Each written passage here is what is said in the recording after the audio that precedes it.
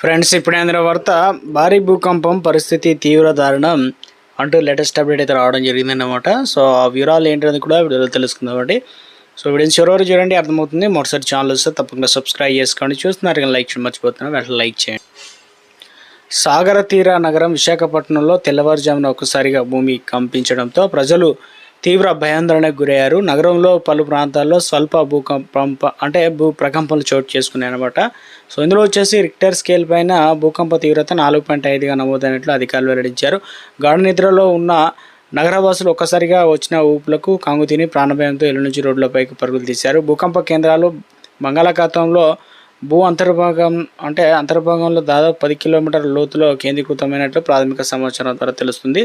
దీని ప్రభావంతో విశాఖలోని Sagar Nagar, Thatichetlapalem, Madhavadhara, East Point colony, Seethammadhara, Pedawaltair, HB colony తదితర పరిసర ప్రాంతాల్లో ప్రజలు స్పష్టమైన కంపనలు అనుభవించారు.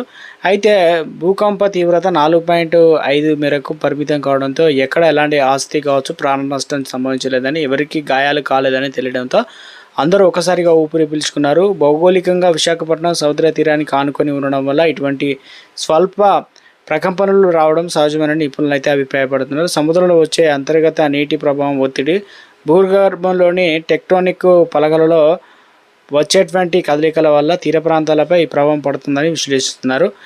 విశాఖ చరిత్రలోనే ఇప్పటివరకు భారీ భూకంపాలు సంభవించిన దాఖలు లేవని, అందువల్ల ప్రజలు ఆందోళన చెందాల్సిన అవసరం లేదని, అయితే అప్రమత్తంగా ఉండడం మాత్రం శ్రేయస్కరమని